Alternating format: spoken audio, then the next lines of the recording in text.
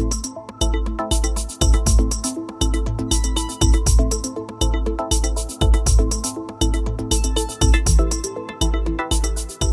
everyone, thanks so much for joining me on the Slice of Healthcare podcast. I'm your host, Jared Taylor. Joining me today is the new CEO of DotCom Therapy, Dr. Omar Dawood. How are you today? Hi, doing great, Jared. How are you? I'm fabulous. I'm feeling so excited for you and the team, and obviously we've had Rachel on before, so super excited for everything going on with you and DotCom Therapy. Would love if you could just tell us a little bit about your background, and we dive right into it. Yeah, fantastic. Well, listen, this is a space I've been passionate about for decades. I had a journey here in healthcare that started off with me being diagnosed with stage 4 Hodgkin's lymphoma when I was 15. It's a pediatric, well, not just a pediatric, but a cancer that can affect children.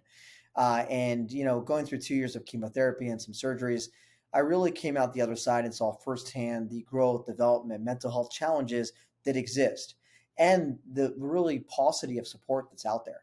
I also saw a view of healthcare that had very little innovation at the time, very little use of data, and saw a big opportunity to be able to help empower clinicians and bring more of a patient focused, very personalized experience. So, kind of dedicated my career to that. I'm trained as a physician, I'm trained in surgery and radiology, and I also have a background in public health. And so, really kind of think about the world not just on a one-on-one basis, but in totality and how we think about resources and efficiently be able to support a lot of people. I was very lucky after spending the first part of my career in the medical device world to be at the forefront of digital health. And I helped innovate some of the largest adult offerings that you see out there over the last decade. Did a lot of things right. We made some mistakes along the way, but the important thing is that we learned a lot. And I think we help millions and millions of lives around the world, supporting stress, anxiety, demystifying mental health, providing new ways of accessing care and enabling clinicians. I am really excited to bring a lot of those learnings to bear here now to the children, pediatric, and adolescent space. It's interesting, when we think about, individuals 18 and under, children and adolescents, it's such a huge part of our population.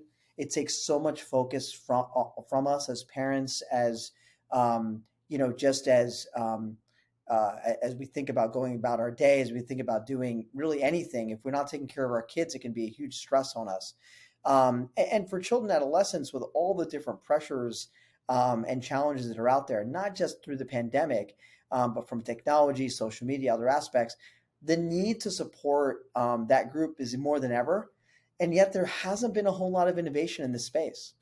And so I was just so excited to connect with Rachel and the .com team and have the opportunity to be part of this movement, to thoughtfully come in and really structure how we can actually start inflecting new ways of accessing high quality care, new ways of bringing artificial intelligence and machine learning to bear to enable clinicians to build more context around their patients, new ways to give transparency to parents so they understand what their children are going through, and to tie in schools, employers, and health plans into that whole ecosystem. You had a lot of, I could just tell. That's why I like doing the video component when we're talking through this, is I can tell how excited you are to join this team. And it seems like there was a multitude of factors that made you want to join the team. Can you share a little bit, because you have such a background in this mental health space and beyond. Can you talk us a little bit about your outlook on mental health growth and the development, like what this space kind of looks like as we head into 2023 and beyond? Yeah, great question. I think that the need is just growing in terms of supporting the mental health of children and adolescents. And part of that is because we are so connected as a society by technology and the pressures of social media. But additionally, I think there's an opportunity to do something here that we've been doing pretty well on the adult side, which is that it's not about just supporting children or adolescents that have labeled diagnoses that may have, a range of autism or may have a diagnosed depressive or anxiety disorder or a growth or development disorder. But literally every single child and adolescent, they have mental health they deal with. They may not know it, they may not call it out, but the pressures of growing up are there. And even if someone is nervous in an interaction with their friend before they go into a class, that all can manifest and develop later on in life if we don't actually support it. And what better time to help this growing, our growing children and adolescents learn ways to actually embed dealing with stress and anxiety and taking care of their mental health as a daily routine rather than just a patch when they feel something. So they carry that through to their adult life. You can imagine the long-term ramifications and the benefit to all of us. And so I think the need is there. I think it's growing. And I think this is the right time to actually start innovating and supporting mental health on a very, very large scale when it comes to our children and adolescents. What what's next, and what excites you about your role and some of the things you're doing at DotCom Therapy that you can share at this time? Yeah. Well, the team has done a very, very, very good job of being disciplined. I think under Rachel's leadership and the broader management team and every employee in the company, they have channeled behind the highest quality of care. They created a provider network that has over a 97% retention rate, which rivals the industry, which sits at about 50%, an amazing culture within the company. And they started off really going after IEP, which is mandated care that's required to be delivered for students, affects about 13% of students in schools. And that's hard to do. And instead of going after kind of the easier route of just access, they went after that. And that requires the highest level of care. And now from there, I'm excited to build on that foundation with the team. I'm excited to continue to build out that amazing, passionate, high quality network, to build on the success, to bring this to even more school districts. We have about 175 school districts around the country we're in, expand to mental health support, and expand into the employer world as well.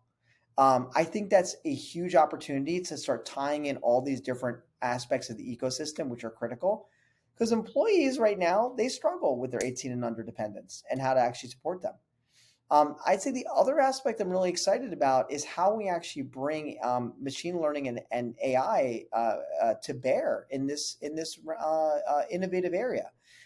It hasn't been used really in pediatrics and adolescents, and I think we can take a page out of some of the work that I've been involved with over the past decade, where this can really help us increase the efficiencies of providers, allow us to scale networks in really, really big ways so that we can take that high quality care that before was only in pockets by companies and be able to actually deliver it nationwide and potentially eventually globally as well.